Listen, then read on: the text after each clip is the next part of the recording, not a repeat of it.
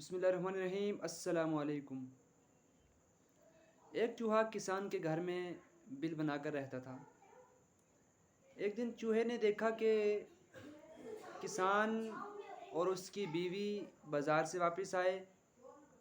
हाथ में कुछ सामान था तो सोचा कि कुछ खाने पीने का सामान होगा।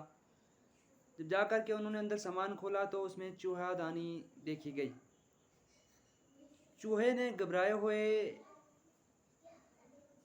लहजे में जाकर के कबूतर को ये बात बताई कि कबूतर भाई, घर में तो चूहेदानी आ गई है। कबूतर ने मजाक उड़ाते हुए कहा कि चूहा जाने और चूहेदानी जाने, मुझे उससे क्या मतलब है। मायूस चूहा ये बात मुर्ग के पास लेकर के गया कि मुर्ग भाई, घर में चूहेदानी आ चुकी है।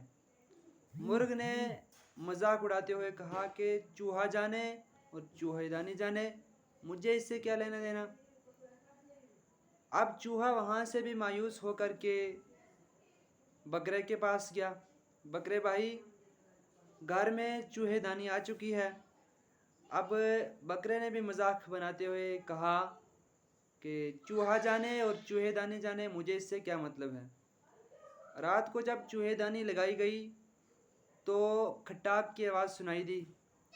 किसान की बीवी ने यह समझा कि चूहा चूहेदानी में फंस गया है। जो ही हाथ मारा तो एक जहरीला सांप पूंछ की सिमत से उस चूहेदानी में फंस गया था। जो ही हाथ लगाया तो सांप ने एकदम से उसको डस लिया। किसान की बीवी को जब सांप ने डसा तो उसके बाद हकीमों ने बतलाया कि इसको कबूतर का सूप पिलाया जाए। आखिरकार कबूतर की बारी लग गई और कबूतर का सूप पिलाया गया। कबूतर अभी चूल्हे के ऊपर उबल ही रहा था कि इतने में किसान के घर में उसके रिश्तेदार उसकी बीवी का पता लगाने के लिए पहुंच गए। तब क्या था, मुर्ग की बारी आई और मुर्गे को ज़िबा करके मेहमानों की खातिर मदारत की गई। चंद दिनों के बाद किसान की बीवी का इंतकाल हो गया।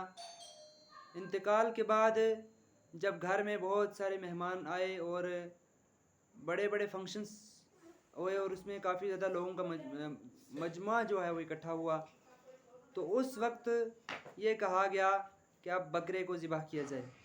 जब बकरे की बारी आई तो बकरे को ज़िबा किया गया और अब बकरे को ज़िबा किया गया तो तब चूहा जो है वो बहुत दूर जा चुका था।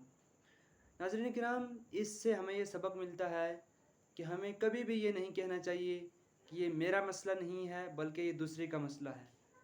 दूसरे के मसले को भी हमने अपना मसला समझना है। जब हम दूसरे के मसले को अपना मसला समझेंगे तो रास्ते में आने वाली जितनी भी रुकावटें होंगी उनसे हम बच जाएंगे।